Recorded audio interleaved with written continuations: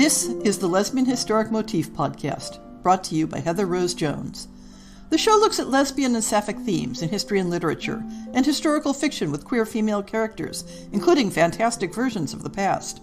We present research, interviews, news of the field, book listings, and original historical fiction for your enjoyment. For even more historic research, check out our blog.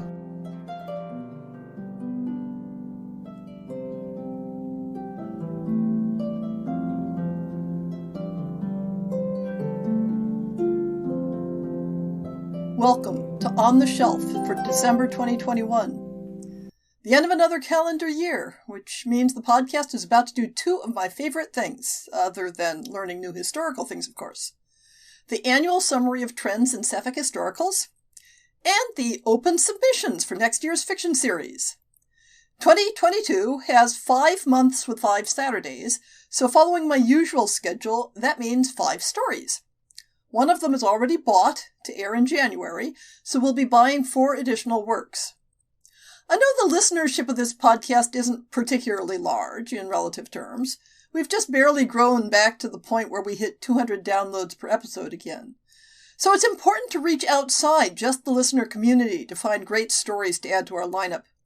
Even if you aren't an author yourself, or if short fiction isn't your thing, you can help by spreading the call for submissions out to your community. And, of course, I plug it everywhere I'm active and post the call in a number of market listing sites.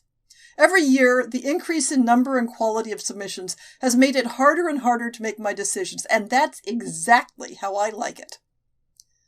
The last story of 2021 is an example of the delightful surprises I can find in my inbox. In 2 weeks, we'll be airing Kat Seiner's story, Abstract, narrated by Jasmine Arch, perhaps the most unusual setting I'm ever likely to fall in love with. Though I say that in full knowledge that someone else will come along to surprise me just as much. When I say that in addition to a solid historic setting, I'm looking for beautiful language, Kat's story is the sort of thing I mean. Due to scheduling, the fiction episode will be taking the place of the usual essay show this month. I have some fun ideas for shows in the coming year. While I love doing the history essays, I've been moving toward doing content more about the process of writing.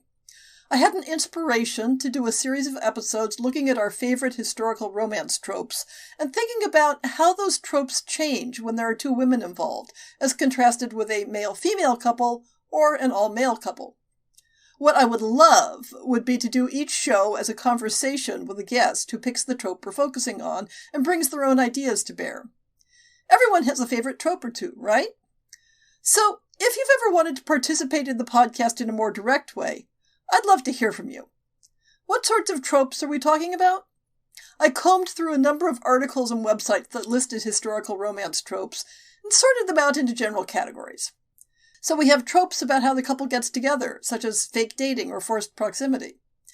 We have tropes about the past relationship of the couple, such as enemies to lovers or second chance. We have tropes revolving around marriage, and there's a category that will be fun to look at from a same-sex angle. Things like marriage of convenience, fake marriage, or the compromising situation. There are tropes focusing on the character's profession or life circumstance, and ones based on misperception of identity. The category of gender disguise or secret identity will be particularly fascinating to consider. And then there are tropes rooted in social rules about who is an appropriate partner. Things like past scandal, peculiar inheritance requirements, or familial disapproval. Of course, I've only given a few examples in each category. There are a lot of possibilities here.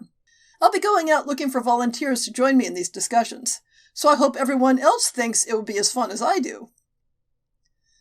The blog is still working its way through Boehringer's Female Homosexuality in Ancient Greece and Rome.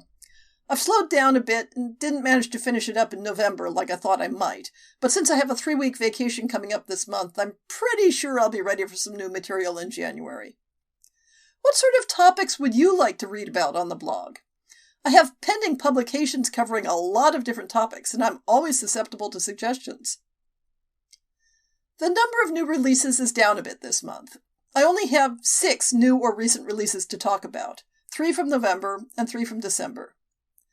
Noel Stevens has a self-published supernatural pirate story, Into the Horizon. Early in the 18th century, the notorious Anne Bonny disappears from her jail cell in Port Royal and finds herself thrown together with another female pirate captain, the legendary Davy Jones. But Jones is more than an ordinary pirate, and their partnership becomes much more than a simple quest for revenge. Another story throwing a supernatural twist into a familiar tale is Kenwyn Langley's take on Beauty and the Beast in The Misadventures of an Amateur Naturalist from Feed the Writer Press. I like the book's cover copy, so I'll go back to the practice of simply quoting it. Aspiring young naturalist Celeste Rawson is determined to live a life of adventure and scientific discovery. But when her father loses everything, Celeste's hopes of ever leaving her hometown are dashed, until she sees a narrow opportunity to escape to Paris and attend the 1867 Exposition Universelle. Celeste seizes her chance, but the elements overwhelm her before she can make it 5 miles. In desperation, she seeks refuge in an abandoned chateau, only to find herself trapped inside the den of an unknown species, a predator with an intelligence that rivals any human. It's the discovery of a lifetime, or it will be if Celeste can earn the beast's trust without losing her nerve or her heart to her in the process. Last year, I was charmed by Meg Mardle's holiday-themed novella, and she has another one out this year, A Highland Hogmanay from 9 Star Press. The summary is a bit convoluted, so let's stick with the cover copy once more. The daughter of an Indian Raja and a renegade Englishwoman, Sharda Holkar was gifted with a magnificent dowry, but little say in her future. Until now. She must endure one more depressing holiday season with her controlling cousins, then she will be free to begin her emancipated life. But her discovery of a plot to marry her off to the preening son of the house has Sharda wondering if her new start should begin at once. When Sharda meets the intriguing owner of a Highland castle at a Christmas Eve masquerade, she wastes no time in forming a plan. She will escape across the Scottish border. Fenella Forbes cannot imagine why a sophisticated heiress like Sharda would even associate with someone who manages a castle for a living, let alone accompany her all the way back to the Highlands in time for the raucous celebration of Hogmanay. But a wealthy buyer is just what Ballantor Castle needs. Finn is determined to prove she is just as good an estate manager as her father.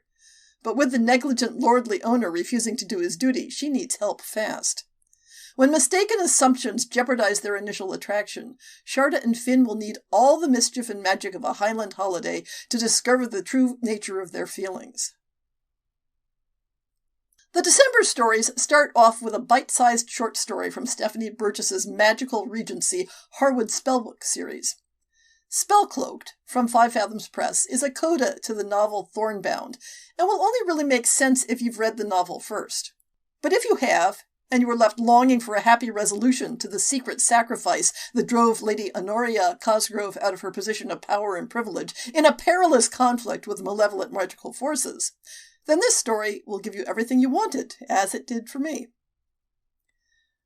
Regular listeners to this podcast will know I'm a big cheerleader for writers to take inspiration from the life and social circle of 19th century actress Charlotte Cushman. I would not presume to suggest that I had anything to do with it, but Paula Martignac has done just that in Dear Miss Cushman from Bywater Books. The book's protagonist, Georgiana Cartwright, idolizes Cushman and dreams of having a career just like hers.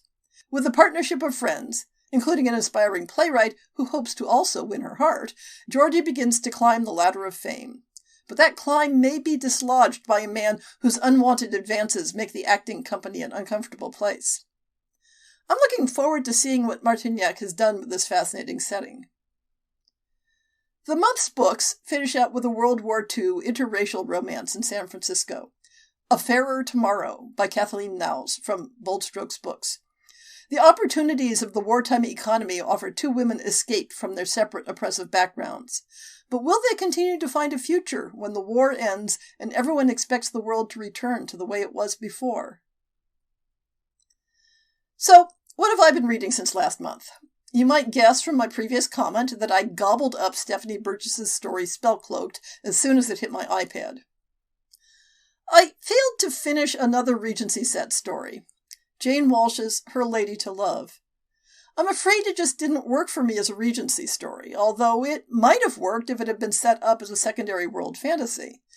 It simply broke too many aspects of how Regency society worked for me to be able to believe in it.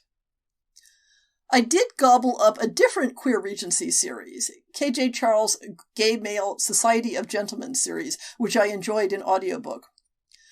I have to confess that I'm supremely indifferent to the level of sexual content in KJ's books, and not simply because they're MM romances, but by God, that woman can write compelling characters and believably historical settings for her queer romances. I really wish she'd write more FF stories, but it's probably hard to get a crossover readership. Of course, the problem with listening to a whole series of K.J. Charles books on Audible is that the Audible algorithm is now convinced that I'm mostly interested in male-centered stories. So, to try to train up their AI a bit, I looked for some lesbian books I might be interested in that were in the free with membership category, and picked Marie Castle's paranormal shifter romantic thriller Hell's Bell. It's a well-written book that hits all the standard plot beats of the paranormal shifter genre, but I found it simply isn't my genre. When a book does everything right that it sets out to do and fails to grab me, the problem is me, not the book. Alas, Audible doesn't seem to have anything in the way of sapphic historicals, so I'm at a loss as to how to convince it that's what I want. How can we convince them to produce more of the content we like if we aren't given the opportunity to vote with our wallets?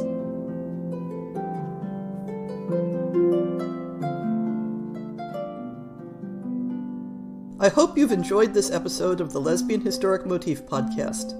See the show notes for links to people and topics. Most shows will have a transcript linked as well. If you have a book announcement, a topic suggestion, or might like to appear on the show, please drop me an email. If you enjoyed this podcast, please rate it and subscribe on your favorite podcast app, and consider supporting our Patreon.